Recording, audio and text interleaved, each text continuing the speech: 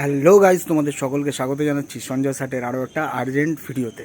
আশা করছি তোমরা সকলে ভালো আছো, সুস্থ আছো, তোমাদের পরিবারও খুব ভালো আছে, সুস্থ আছে। আর হ্যাঁ, ভগবানের কাছে প্রার্থনাও করি যেন তোমরা তোমাদের পরিবারের সকলে খুব ভালো থাকো, সুস্থ থাকো। তো আমিও চলে এসেছি, তোমরাও চলে এসো। চলে আসার পরে লাইক কমেন্টের বন্যা বইয়ে দিও। যারা এখনও চ্যানেলটিকে সাবস্ক্রাইব করোনি তারা পটাং করে সাবস্ক্রাইব করে দিও। করে দেওয়ার পরে পাশে বেল আইকনটা রয়েছে, ওটাকে টিপে অল নোটিফিকেশন অন করতে ভুলবে না, ঠিক আছে? তো একটা আর্জেন্ট ভিডিও নিয়ে এলাম, কারণ এই কিছুক্ষণ আগে তোমরা দেখেছো আমি একটা পোস্ট করেছিলাম, সেটা যাদের যাদের দেখার তারা দেখে নিয়েছো। আর দেখার পরে আমি শুধু এইটুকু তোমাদের সামনে তুলে ধরতে চেয়েছিলাম যে কে কতটা মিথ্যে কথা বলে। আমি তোমাদের এর আগেও বলেছি যে এখানে মিথ্যে, বুজরুকি, ইমোশনাল খেলা এইসব চলে, ঠিক আছে?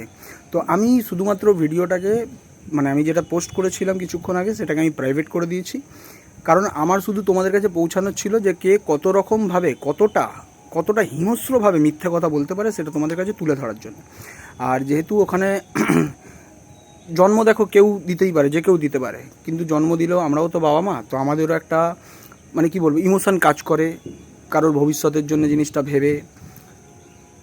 হয়তো তার নিজের বাবা মা হয়তো সে তার ভবিষ্যৎ নাও ভাবতে পারে, কিন্তু আমি যেহেতু সন্তানের বাবা, তো আমার একটা ধারণা রয়েছে যে আমার সন্তানের ক্ষতি অন্যের সন্তানের ক্ষতি মানেও আমার সন্তানেরই ক্ষতি।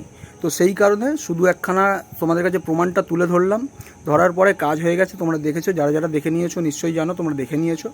তো আমি সেটাকে সরিয়ে দিয়েছি, ঠিক আছে? এর পেছনে কোনো রিজন নেই, শুধুমাত্র কারোর একটা ভবিষ্যতের কথা ভেবে। কারণ আমি বলি, যেই বলুক, আমি তো বলছি না সেই কথাগুলো, বলেছে কোনো একটা নোংরা কিট, সেই নোংরা কিটের আগাগোড়াই সবসময় টার্গেট হয় ঘরের সন্তানদেরকে।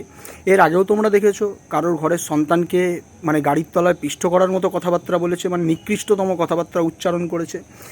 আরও একজন ক্রিয়েটারের সন্তানকে নিয়ে বাজে থেকে বাজেতরাও গালিগালাজ করেছে, তোমরা দেখেছো, ঠিক আছে? তার মেয়ে সন্তান, তাকে নিয়েও উল্টোপাল্টা কথাবার্তা বলেছে, তোমরা দেখেছো।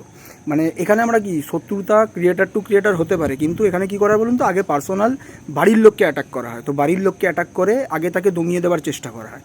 তো সেই কারণে আমি শুধু এইমাত্র এই প্রমাণটা দিলাম যে কে কতটা মিথ্যে কথা বলে, কতটা মিথ্যেবাদী, কিভাবে কারোর সন্তানকে নিয়ে কী নোংরা থেকে নোংরাতর কথাবার্তা বলেছিল, সেইগুলোই অ্যাজ এ প্রমাণ হিসেবে তোমাদের সামনে তুলে ধরেছি।